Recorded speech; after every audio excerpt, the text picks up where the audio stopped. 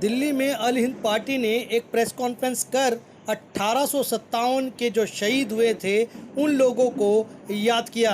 अल Hind party का कहना है कि हम लगातार सरकार से मांग करते आ रहे हैं कि जो 1857 में जो लोग शहीद हुए थे उनको मान सम्मान दिया जाए। अल हिंद पार्टी ने आज 1857 के प्रथम स्वतंत्रता संग्राम के शहीद सैनिकों के लिए न्याय की याचिका की एक पुस्तक का विमोचन किया है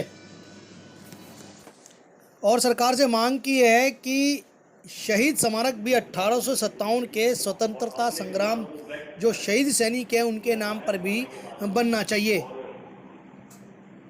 और आपको बता दें कि इस पुस्तक विमोचन में कई गणमान्य लोग उपस्थित रहे और साथ साथ अल हिंद पार्टी के कई कार्यकर्ता भी मौजूद रहे।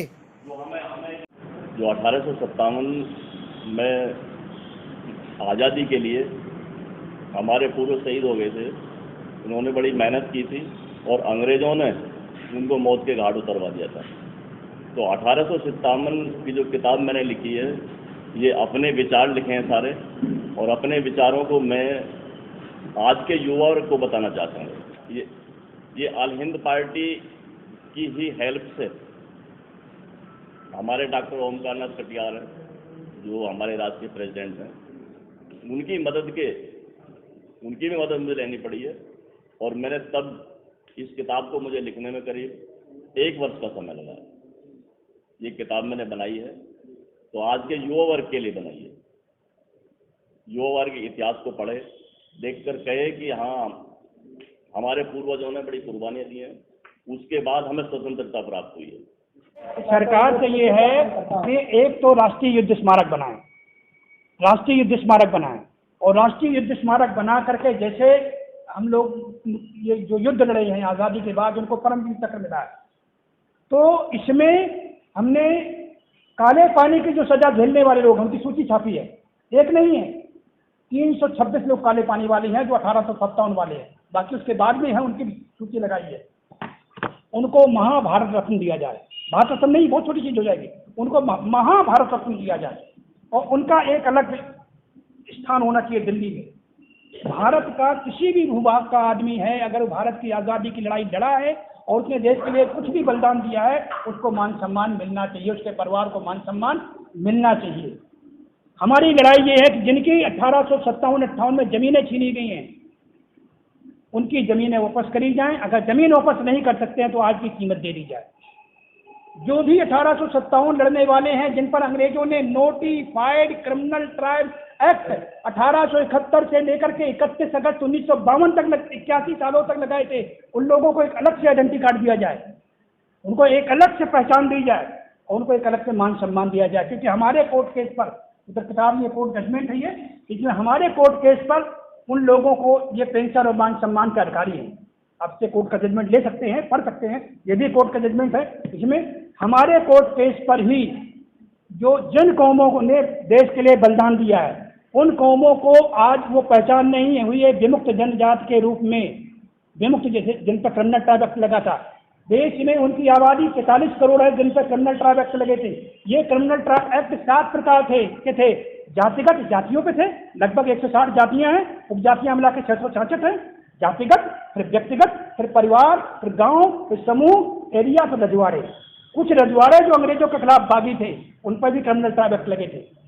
तो अंग्रेजों ने जो उनको घेर घेर करके निशाना बनाया है, हम लोगों को शिकार किया है, जंगली जानवरों से शिकार किया है, उनका नाम कौन लेता है?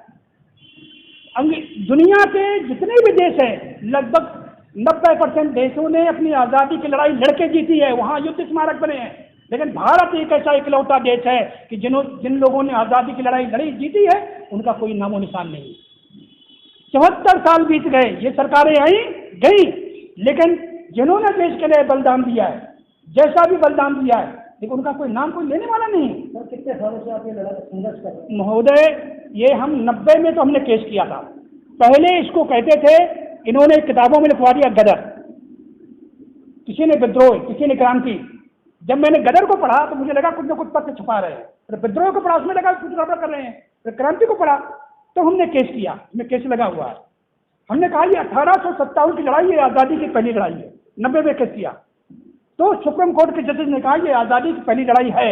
तो हमने कहा जब आज़ादी की लड़ाई है तो पेंशन क्यों नहीं है? तो पेंशन क्यों नहीं है? तो उन्होंने मैंने लड़ाई नहीं, तो उन्होंने इसमें जजमेंट लगा हुआ 13 अप्रैल 2010 को गृह मंत्रालय ने मान लिया कि आप पेंशन के हकदार हैं। रूस में इस तरह के पेंशन जिन्होंने आज़ादी की लड़ाई लड़ी वहाँ 7 पीढ़ी को पेंशन है, हमारे 1 पीढ़ी को पेंशन नहीं है। हमारी लड़ाई ये है कि भाई जो पेंशन मान सम्मान मिलना चाहिए उनको आज नाम क्यों नहीं, उनको मिलना चाहिए जिनके बाप दादाओं ने देश के लिए बलिदान दिया है।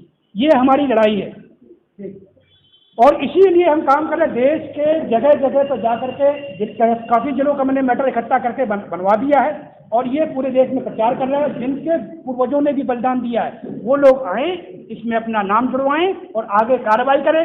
कल के दिन हमारी पार्टी अगर सरकार में आती है तो मान सम्मान पेंशन सब हम देंगे, क्योंकि लॉ ऑफ टॉर्ट के अनुसार अगर किसी के साथ रॉन्ग हुआ है तो डैमेज और कंपनसेशन का अधिकारी है।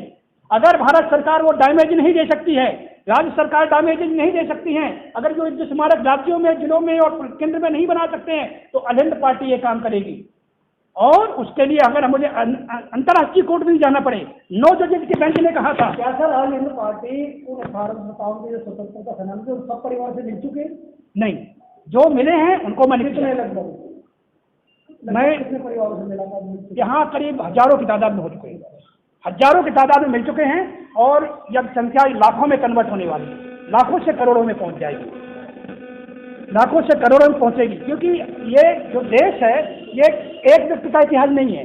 आज़ादी मिली सिर्फ कांग्रेसियों ने कहा, कांग्रेस ने आज़ादी दिला दी, सिर्फ कांग्रेस है और उन्होंने कर दिया। लेकिन वहाँ अलग अलग लोगों का योगदान था, उनका कोई नाम ही नहीं ले रहा है जनाब।